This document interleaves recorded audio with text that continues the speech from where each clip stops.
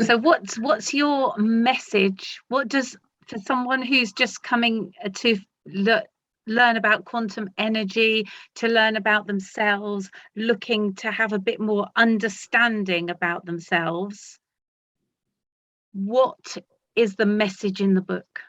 The message in the book is you have an absolute right to live a life of joy and happiness. And it doesn't matter how far wrong your life has gone, you can turn it around when you are willing to own your part in your story. And of course, a load of tools that you can use along the way. Primarily what I've wanted to do with Weird Shit is I've touched on so much of the energy work and the things that I've learned.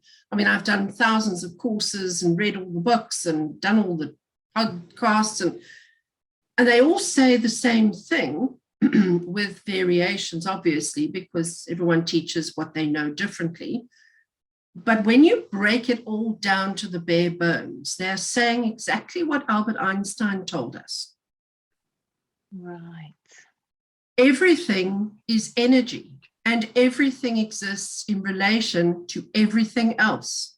We are all vibrating at a specific frequency, and that energy cannot be created or destroyed.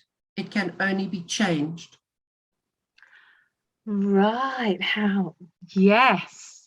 Okay. And then So when we actually do some inner work on ourselves and we start caring about how our mind and body together are working, it raises our vibration. And so our energy, it comes on a higher frequency in line with other people who are resonating with us. Would you say that? Everything resonates at an ideal frequency. When you are vibrating at your optimum frequency, you are resonant. Nature craves resonance in all things. That is why a tree will grow sideways and up to get past the paving and find the light. It knows it needs the light, so it will do whatever it takes to get to that point, so it can be resonant with all its needs met, and everything that it requires to function optimally as a tree is provided for it. Human beings are a little crazy. We have this thing on planet Earth called free will. And we use it to drive ourselves all around the desert for years and years and years. We also have an incredible capacity and tolerance for suffering. Anywhere else in nature, if there are circumstances create suffering, nature will move itself somewhere else. So the ideal circumstance. Human beings, we figure out how we can accommodate the suffering, and then we stay in it, and then we moan about it, or we don't make that move. It's crazy. And I think it's because we have been so well schooled in the art of being human, but we haven't been taught how to be a soul. So we're only functioning at half speed. Everyone resonates differently. We all have different trauma. Every time you have a trauma, it creates a filter through which you experience life.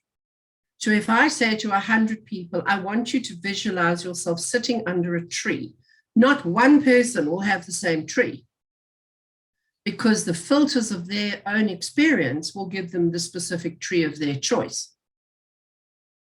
It's so simple and so complicated at the same time, but we don't need to be resonant with anybody else. Our job is to effect our own healing and get back to our light signature. Wow, Janice. Be. Yes. Wow. You know, if you look in our religious upbringings, we are taught that, we are at one. But we have to atone, which is the same word without the hyphen. We have to atone for all our badness so that we can become at one. We already are at one. We are already made in that whole perfect light image. We've just forgotten.